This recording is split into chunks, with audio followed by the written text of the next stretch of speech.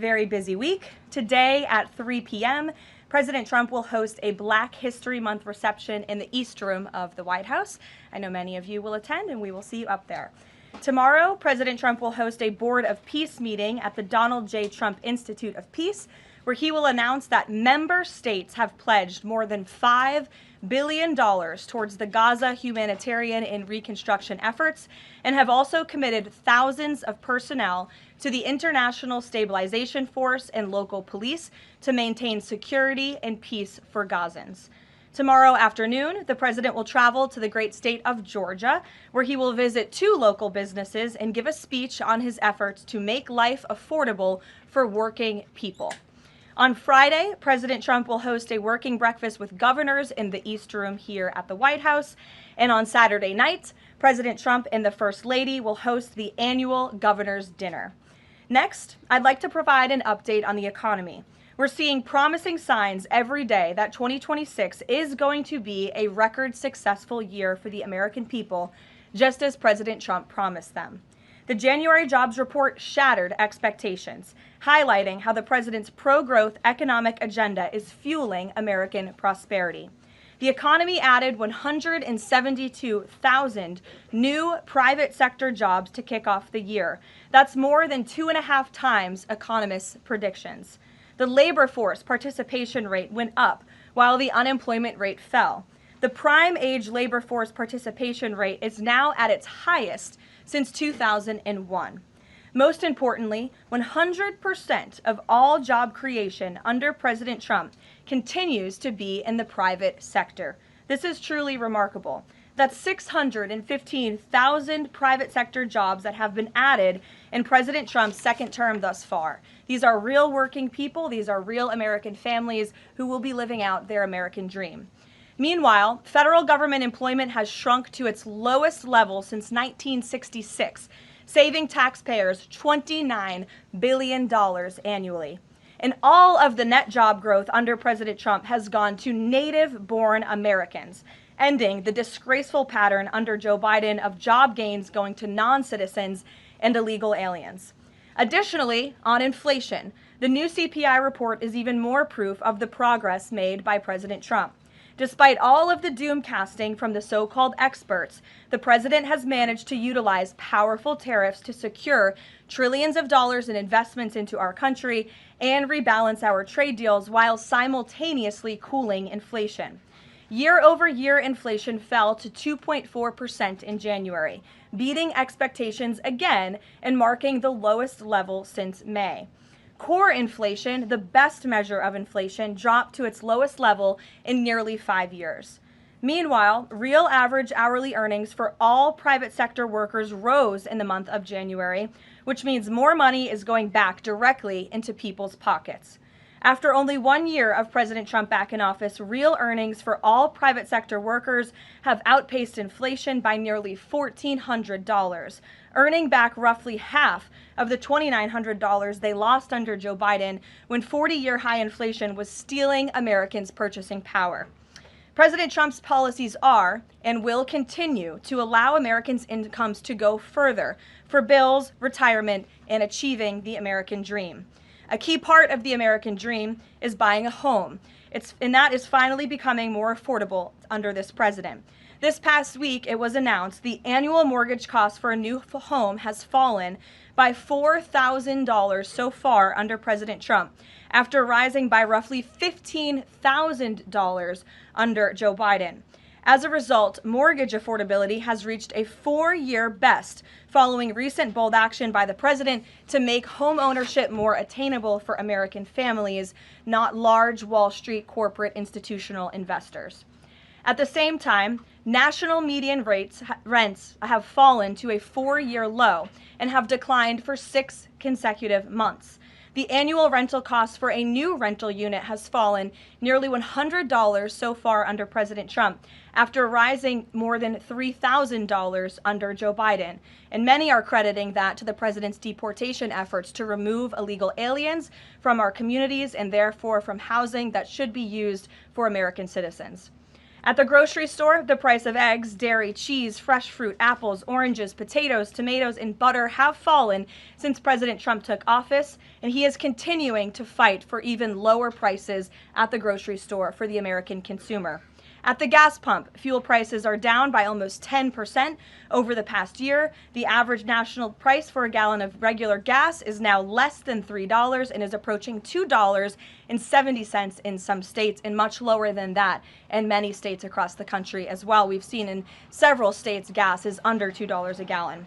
And at the pharmacy, prescription drug prices are down over the past year, with even more price relief ahead for American patients, thanks to President Trump's most favored nation drug pricing deals and the great health care plan, which he is calling on Congress to pass as soon as possible.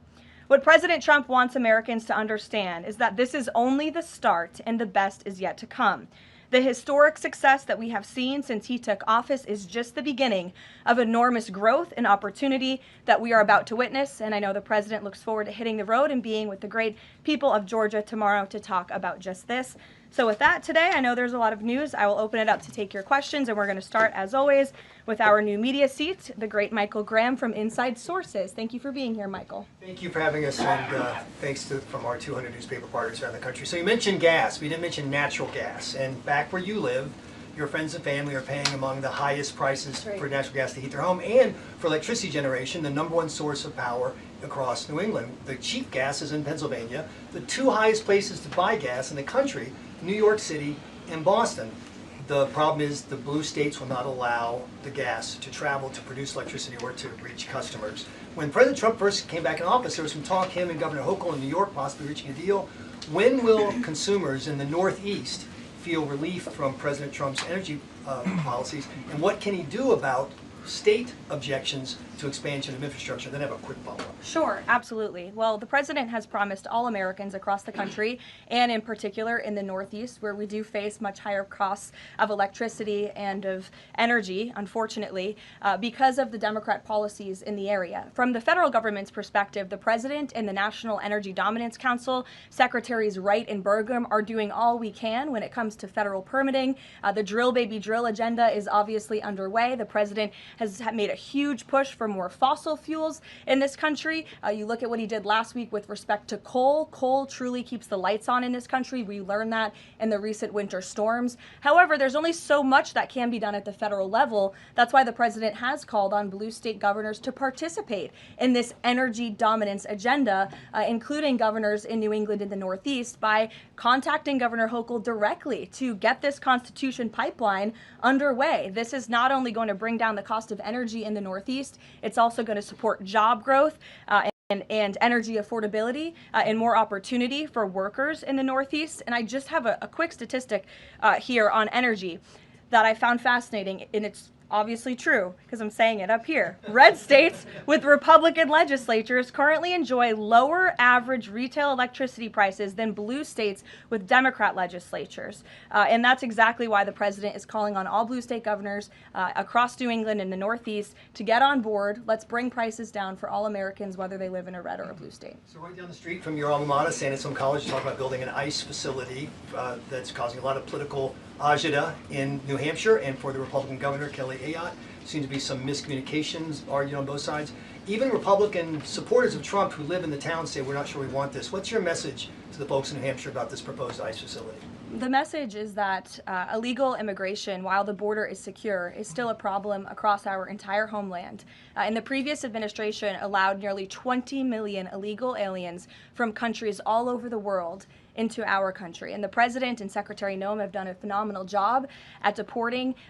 Nearly 3 million illegals have left the country either through deportation or self-deportation over the past year. But obviously there are a lot more illegal alien criminals left in our homeland. That includes in New England.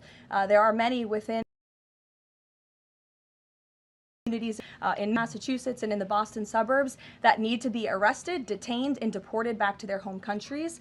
And so the President and Secretary Noem, and I know ICE, are engaged with local governors across the whole country, including in New Hampshire, to open more detention facilities. This is an unfortunate consequence of the previous administration's border invasion that the President has thankfully put a stop to, but of course we still need to grapple with the illegal alien criminals who are here, and that requires more detention space. Thank you, Michael. John. Garrett. On Iran, I'm not asking you for like military secrets here, but can you You share? know I would be so unwise. Unless you want to give them. Can you share a little bit about the president's thinking on whether or not to strike Iran, who he's talking to, what information he's consuming, and why a strike might be necessary on a nuclear program he says was obliterated by the last U.S. strike? Well, there's many reasons and arguments that one could make for a strike against Iran. The president had a very successful operation as commander-in-chief with Operation Midnight Hammer, as you know, as you just said, totally obliterated Iran's nuclear facilities. The president has always been very clear, though, with respect to Iran or any country around the world, diplomacy is always his first option, and Iran would be very wise to make a deal with President Trump and with this administration. He's talking to many people. Of course, his national security team, first and foremost, and you know who the members of that team are.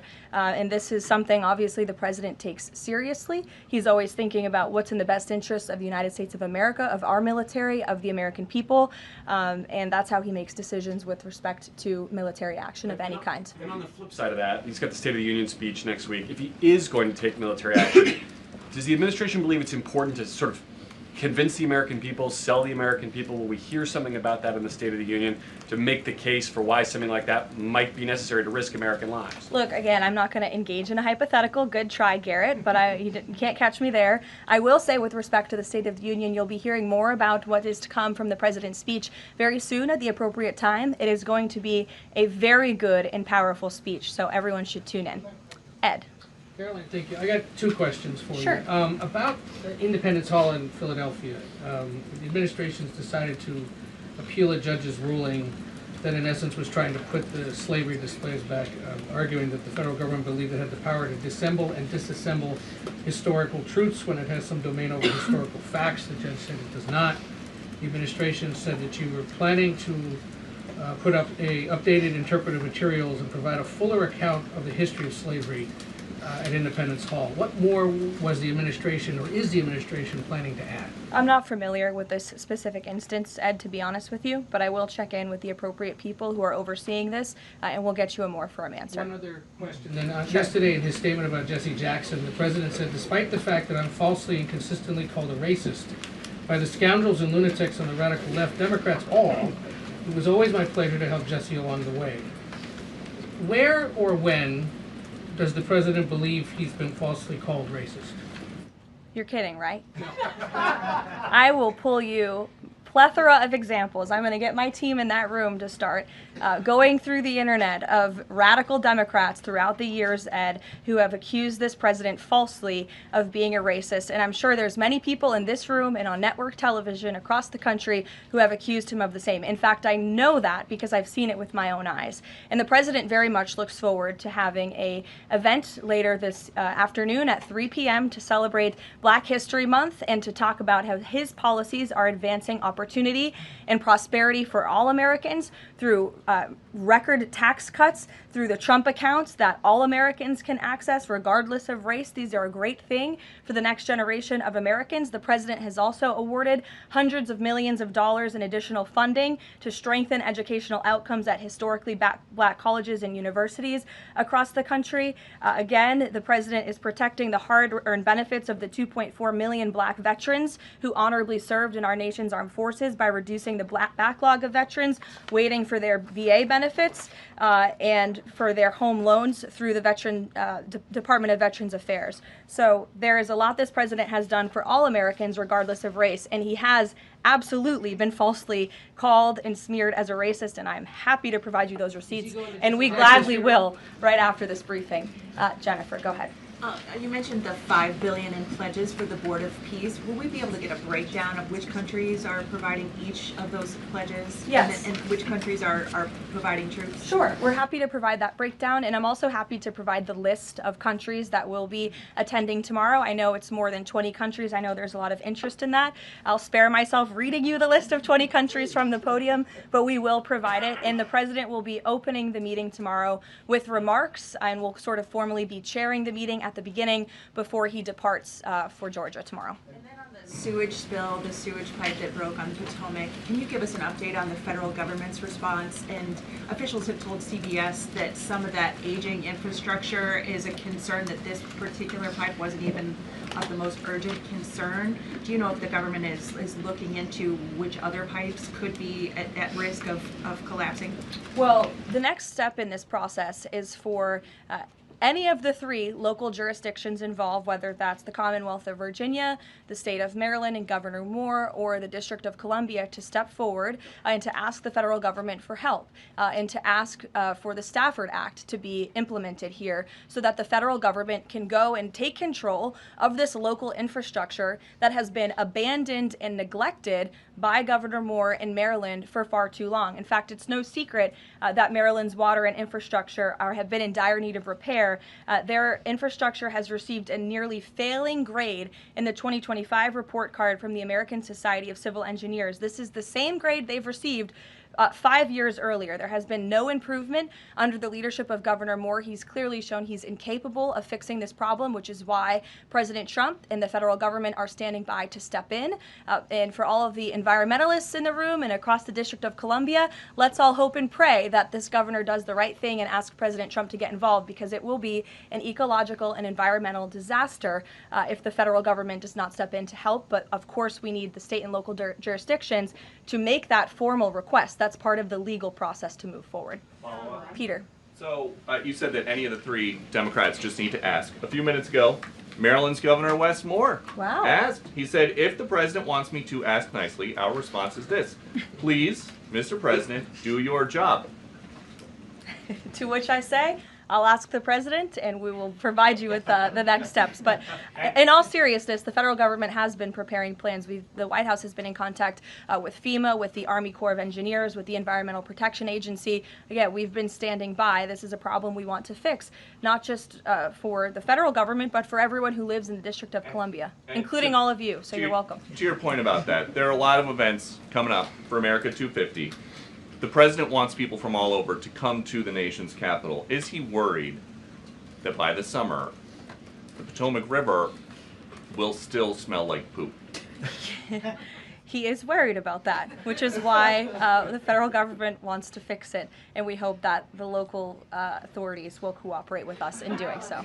Steve. So what will the $5 billion be used for in Board of Peace, and will that be sort of a down payment for much more money? You'll be hearing more about that tomorrow at the meeting. If you recall, at the first meeting when we were in Davos, Jared Kushner did provide a very detailed PowerPoint presentation for the vision of Gaza, the reconstruction and the humanitarian efforts, of course, providing local security on the ground. That will be part of the discussion tomorrow, is how can we maintain security? First, you must achieve security to get to prosperity, which is sort of the second part of this plan. So you'll be hearing more about that tomorrow, but I would just point out $5 billion worth of investment. We're talking about reconstructing Gaza. I remember when those words came from the president's lips in the East Room many months ago, and all of you in the press were bewildered at how the president could have such an ambitious goal of rebuilding Gaza, which is obviously a place that has been just turmoiled by violence and chaos for many, many years. But we are well underway in doing that, and it's a historic accomplishment for this president. Secondly, is the president seeing enough progress in the Iran talks to let negotiations go a little further? I mean, where do things stand after yesterday's talks? I think you heard from the administration and the State Department yesterday that there was a little bit of progress made, but we're still very far apart on some issues. I believe the Iranians are expected to come back to us with some more detail in the next couple of weeks, and so the president will continue to watch how this plays out. Sure. I'll follow up on that. Thank you, Caroline. On these Iran talks, I mean, how much time is the president willing to give it before he is seriously maybe considering military action? Is he willing to give it that full 2 weeks? And has he given the Iranian officials a deadline on when he wants to see a deal? It's a fair question, Rachel, but I'm not going to set deadlines on behalf of the President of the United States from up here. And then just one more on the shutdown. We're now in this partial shutdown over DHS funding. Has the president personally spoken to the Democratic leaders in Congress? Can we expect to see them at the White House to try to make a deal on this? Not to my knowledge, he hasn't had any direct conversation or correspondence with Democrat lawmakers recently. It doesn't mean he's not willing to. I'm just not aware of any conversations that have taken place. I do know the White House and the president's representatives have been in direct conversations with both Democrats and Republicans, but of course, Democrats are the reason that the Department of Homeland Security is currently shut down. They have chosen to act against the American people for political reasons, and now we have FEMA workers, the men and women of the United States Coast Guard, men and women of TSA who keep our airports moving, who will be working without paychecks for no good reason other than the Democrats wanting to pick a fight with Donald Trump. And the president thinks that is irresponsible and despicable. He wants the government to be open. We've been engaged in good faith negotiations with the Democrats. Last night they sent over a counter proposal that frankly was very unserious, and we hope they get serious very soon because Americans are going to be impacted by this. Sure. Thanks, Caroline. President Trump has talked about a forthcoming executive order on voter ID. Is there more details you can provide about for that? And can you talk about any steps that you're taking to overcome court challenges that you've kind of faced in this area before on voting? Well, as the president said in that Truth Social post, he's discussing and exploring legal options for a potential executive order with respect to voter ID, but this is something he's made very clear he wants Congress to get done. The Save America Act is a common sense piece of legislation that has now passed the House of Representatives to ensure that voter ID is a requirement in the United States of America. This is a common sense policy that nearly 90% of the country agrees with. You need an ID to go and purchase alcohol. You need an ID to go to the library and check out a book. And so the president thinks you should have an ID to vote in our nation's elections. I know that he wants Congress to move quickly to get it done. Thank you so much. Cuba something? Sure. On Cuba, you know, it's increasingly being described as a humanitarian crisis. What is a successful outcome for the U.S. that the U.S. wants to see in Cuba? Is there anything less than regime change that would be considered success? I think, as Secretary Rubio has articulated and the president himself, we obviously want to see flourishing and prosperous democracies all over the world, especially in our own hemisphere. I'm not dictating any actions the United States may take to get there, but of course that's in the United States' best interest to have Cuba be a truly free and prosperous democracy. Unfortunately, right now, that is not the case. They are a regime that is falling, their country is collapsing, and that's why we believe it's in their best interest to make very dramatic changes very soon, and we'll see what they decide to do. Sure. Thank you so much. Following up on Gaza, this $5 billion, who exactly will be in charge of managing this money? Would that be the president himself making the final decisions on how these funds are spent? It will be the Board of Peace, which the president is, of course, the chairman of, but all of the member parties, I believe, will have votes on the funding. And then, of course, there is that technocratic layer underneath the official Board of Peace with the member countries that will be making decisions as well. So if you just go back and look at the first event that we had where we sort of unveiled the structure of the Board of Structure overseeing the funds that will be announced tomorrow for their reconstruction and humanitarian efforts. Sure. Another question on that Board of Peace announcement. You mentioned there will be the announcement of who comprises that International Stability Force. How soon will that force be deployed? And have all of the regional partners, all of the regional countries signed off on the makeup of that force? I don't have a timeline for you today, but again, I'm sure you'll hear more about this tomorrow. So you'll join us at the event. Deanna. Thanks, Caroline. Two questions. Sure. First, the president has talked a lot about housing affordability, and several countries that are facing housing shortages, including Canada, for example, have imposed a ban on non-citizens, like foreigners, from buying their houses. Do you know if that's a strategy that the president would be willing to deploy? Well, first of all, the president is obviously committed to deporting illegal aliens from our country and those who are not lawfully present in the United States, which he has done at a record pace, which has led to the falling of rents, as I pointed out in my opening remarks. Secondly, the president has recently announced that he is fighting for a ban on institutional investors and Wall Street billionaire corporations from buying up single-family homes that should be lived in his opinion, by American families. We know this is going to have a remarkable impact on the housing market and on prices and supply and demand for the American consumer and the American family. And then thirdly, the president is also expediting permitting as fast as we possibly can to build more homes, to increase supply, to obviously bring down the cost of home ownership and purchasing homes for the American people. And then also, as I mentioned as well, we do see mortgage rates falling. So all of this is combining to make housing more affordable in this country. There's still a lot more to do. The president is still digging his way out of the mess that was created by Joe Biden's administration in jacking up mortgage rates and jacking up housing costs. But we do see very positive trends in this direction. And the president wants the United States to be a nation of owners, not renters. He wants families to live in homes, not institutions. On Ukraine, yesterday Zelensky said in an interview that he says that it's not fair that the president is saying that Ukraine has to make concessions. He's saying this publicly, and not Russia. Has the president seen these comments? And when the president says that Ukraine has to make concessions, is he referring to giving up Donbass? I think the president would respond to that by saying he does not think it's fair that thousands of Ukrainians are losing their lives, and Russians too, in this deadly war. And that's why the president and his team have committed a tremendous amount of time and energy in bringing this war that is very far away from the United States of America, but nevertheless, this is a president of peace. And so he's committed a tremendous amount of time and energy to bringing this war to an end. Just yesterday, there was another round of trilateral talks between the U.S., Russia, and Ukraine. There was meaningful progress made in both parties. Both sides agreed to update their respective leaders and to continue to work towards a peace deal together. So there will be another round of talks in the future, but I think the president views this entire situation as very unfair, not just for Russians and Ukrainians who have lost their lives, but also for the American people and the American taxpayer who were footing the bill for this war effort before President Trump put a stop to it. And I would just remind everyone around the world that the United States is still selling weapons to NATO that are then being sent to Ukraine in their defense of their freedom in their borders.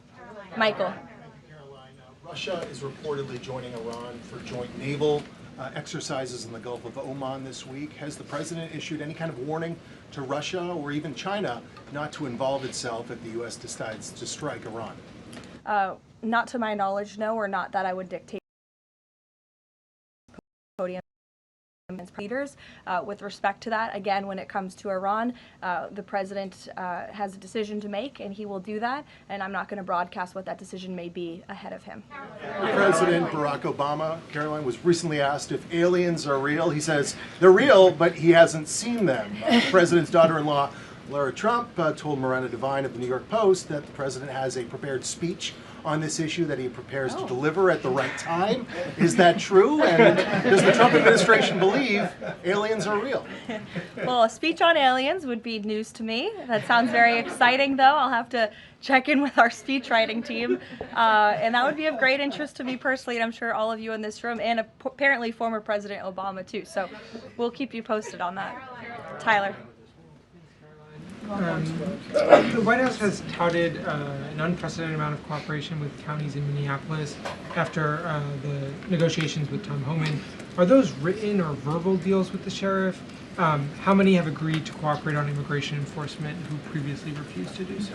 Yeah, the last time I spoke with Mr. Homan, which was just a few days ago, he assured us that nearly every single county in the state of Minnesota has agreed to notify ICE when they are releasing criminal illegal aliens from their jails. This is an unprecedented level of cooperation that we have not seen. It has led to not only cooperation to detain illegal aliens in Minnesota, which just this past week I have looked at at the list. They've detained some very heinous people who none of you would want living in your communities, but has also led to a much more calm situation on the ground. We've also seen, and you've seen this with your own eyes play out, the local police and the state police have now cooperated in the arrests of left-wing agitators and criminals who are unlawfully obstructing immigration enforcement in their efforts. So this is a huge win, and again, the president sent Mr. Homan to Minnesota to do a job, and he has done it well, and I think the situation on the ground proves that.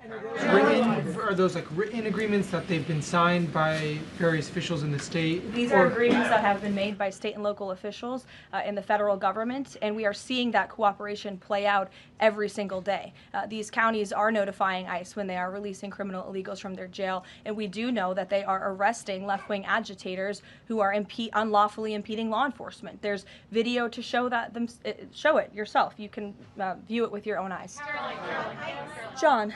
Thank you, Karoline. You mentioned two things: DHS closed and the SAVE Act IDs. Both of these could get solved in 15 minutes if Senate Leader John Thune simply got rid of this phony 60-vote cloture rule and got 51 votes, and that would be the end of it, because everyone in this room knows if the Democrats take over, they'll get rid of that rule in 90 minutes. They already tried it one time, and the two Democratic senators that stopped it are no longer there, Manchin and Sinema. President Trump is backing a lot of these senators for re-election, and yet they will not get rid of the 60-vote cloture rule, which is holding everything up. What is the president's position on John Thune in the Senate finally getting rid of this so this legislation can get moved? Well, the president has a good relationship with Senate Majority Leader John Thune. They keep in very close contact, and they work together all of the time. I hear your passion in your voice, and I know it's shared by many Americans across the country, including the president himself. He wants to see the SAVE Act voted, and he's expressed that both publicly to all of you, the American people, but also privately in his conversations with Senate Majority Leader Thune and many other members of Congress as well. Yes, Rav, go ahead. Good to see you. So J.B. Pritzker just recently signed the bill. The law went into effect in January, and it's supposedly going to allocate about $2.5 billion to illegals to go to college and financial aid in the state of Illinois. What is the White House's reaction to this? Illinois is already, by 2027, they're supposed to have a $3 billion deficit. What's your reaction to that? Yeah, we'll have to take a look at that. I would say the president certainly thinks that Governor Pritzker is not doing a very good job of managing his state, as evidenced by not only the waste, fraud, and abuse, but also the crime in the city of Chicago that unfortunately Governor Pritzker has refused to pick up the phone and call the White House and ask for help on, which is something his residents want him to do, but he refuses to do for political reasons. As for the specific money, we'll take a look and get you an answer. You're welcome. John. Thanks a lot, Caroline. Two questions. One is about the president's trip to Georgia tomorrow. If you can provide some additional information about that, why Northwest Georgia was chosen for this particular trip, for instance. Sure. Well, Georgia is obviously a very important state to the president and to the Republican Party, and the president loves the people of Georgia. He'll be touring, like I said, a steel facility, and then he'll also be stopping by another local business, and he will be giving remarks on affordability, on the economy, on all of the great economic news that I just shared with you earlier. He'll be meeting and greeting with everyday Americans, and that's what the president loves to do, to get out across the country, and he's spoken about his intention to go across the country a lot more, and obviously tomorrow's trip is evidence of that. Secondly, last week, as you know, big event that took place in the Roosevelt Room, the president announcing that the EPA has repealed these federal limits on emissions for cars, trucks, and power plants. And in the president's presentation, he mentioned that American families will save $2,500 for a new car or truck. Where is the promise coming from automakers that they're going to pass along their savings to those families all across the country? It's a great question, John. That was an economic analysis that was provided to the president, and I'd be happy to provide that to you so you can take a look yourself. But I'm glad you brought up the president's announcement last week, because this is one of the largest deregulatory actions ever taken in the United States of America. And overall, it's going to save our country $1.3 trillion in regulatory burdens that have really done nothing for our country, nothing for our environment, nothing for our economy. In fact, this announcement received widespread and bipartisan praise. I think I recall seeing the editorial board of the Washington Post, of all places, even commending the president and Administrator Zeldin for this historic action last week. So there's no doubt it is going to save the American consumer money, and I'd be happy to provide that specific economic analysis to you. Sure, in the middle, go ahead. Yes. Thank you. Governor Moore in Maryland signed a bill that is ending the law enforcement cooperation with ICE. And by doing that, a lot of local sheriffs are not happy, and in fact, they met today in Annapolis to come up with either a legal action. What is the message of the White House to those sheriffs and to the residents of Maryland? Well, first of all, it's another despicable action by Governor Wes Moore. Why would you prevent your state and local law enforcement from cooperating with federal law enforcement? If you just ask them, to your point, if you ask a sheriff across the country if they want to have that level of cooperation and coordination with the federal government, of course they do. It makes their jobs easier. It keeps them out of hostile and dangerous environments. It allows them to detain illegal alien criminals who have committed heinous crimes in our country with the most safe circumstances possible. So the president, of course, continues to always stand on the side of law enforcement, and this is another just horrible and frankly political action taken by Governor Wes Moore, and unfortunately the people of his state are going to reap the consequences of it. Sure. Thank you, Caroline. President Trump just said on Truth Social that it would be a big mistake for the UK to hand over control of Chagos Islands to Mauritius. But the State Department earlier this week has said the U.S. does support that handover. So does this post now suggest that the U.S. does not, or that President Trump has changed his mind on this? The post should be taken as the policy of the Trump administration. It's coming straight from the horse's mouth. When you see it on Truth Social, you know it's directly from President Trump. That's the beauty of this president and his transparency and relaying this administration's policies to all of you and to the rest of the world. Carrie, go ahead. There's been a series of walkouts from public school students that have been sort of provoked by a number of public school administrators. What are your thoughts on this? What's the administration's thoughts on this? Will they be taking any actions on these walkouts against ICE? Look, I think obviously the president and the administration support the First Amendment rights of all American citizens, and if they're peacefully protesting, then that's their constitutional obligation and right and responsibility to do so. Of course, the administration also wants to see American school children in school learning and educating, and I think it does speak to the left-wing bias that is unfortunately very present in our nation's public school system, and it's something that Secretary McMahon has been working very hard to root out of our public school system by ensuring that local governance and local control takes place over our nation's public schools, and that parents and educators closest to students have a greater say over curriculum and academia in our country. Take a couple more. Go ahead. Thank you, Caroline. The Vatican announced earlier today that they would not be joining the Board of Peace initiatives over concerns that it could potentially compete with the United Nations over handling crisis conflicts. What's the White House's response to that? Yeah, look, we saw that. I think it's deeply unfortunate. I don't think that peace should be partisan or political or controversial. And of course, the administration wants all those who were invited to join the Board of Peace to join. Because again, the Board of Peace is overseeing the reconstruction of a territory that has been plagued with violence, with bloodshed, with poverty for far too long. And this president has a very bold and ambitious plan and vision to rebuild and reconstruct Gaza, which is well underway because of the Board of Peace. This is a legitimate organization where there are tens of member countries from around the world, and we think that's an unfortunate decision. In the back, sure. Thank you, Caroline. I'll go to both of you, sure. Okay. Go ahead, and then Jake, you can go. You're welcome. Karoline, can you tell me, is there an update regarding the tariff rebate checks that the White House has promised? I don't have an update for you on timeline, but I know that it's something that the president and his economic team continue to very seriously discuss. Thank you, Karoline. I've got two questions. First, does the president see some sort of religious or prophetic component to the unfolding developments in the Middle East?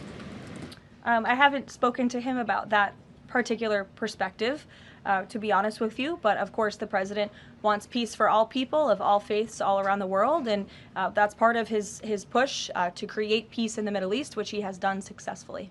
And my second question is, as his popularity rises around the world, and especially in regions where he's invested so much effort in promoting peace and ending wars, do you think we might be watching the emergence of a global MAGA movement? Is this something that the president has discussed at all? Well, I don't know, Jake, but I sure hope so. Take a couple more. Go ahead. Sure. I wanted to ask you about Iran. As the U.S. military builds up around Iran, is President Trump coordinating war plans with Israel so that if he does decide to strike, that Israel will be a part of those strikes? Look, I don't have any specifics on the president's recent conversations with Israel. As you know, Prime Minister Netanyahu was just here at the White House last week or the week before. But again, with respect to Iran, there was some progress made yesterday. There are still a lot of details to discuss, and we'll continue to see how this plays out. You know, the United States government, of course, is always in close communication and correspondence with the state of Israel, and that starts right at the top with the president and Prime Minister Netanyahu themselves. One more. Go ahead. Last week we saw the underlying affidavit for the search warrant that was executed in Fulton County, and there was not any mention in that document about foreign election interference in the 2020 election. I'm wondering if DNI Gabbard has uncovered that in Georgia or in Puerto Rico, where we know her team was sent as well. I don't have any updates for you on that today. I would defer you to the director's office herself. Sure. Two questions. One on the president's schedule today. It says he has signing time. What is he signing today? Are we expecting executive orders or actions? That's the first question. And then second, the Wall Street Journal is reporting that a U.S. arms sale package for Taiwan is in limbo. Can you just confirm this reporting / offer any additional comment? And how concerned is the administration that if an arms deal with Taiwan went through, that this could disrupt the China-U.S. Trade truce? Sure. Well, I haven't read the full Wall Street Journal report. I will just say with respect to an arms sale to Taiwan, I don't have any announcements or updates on that for you today.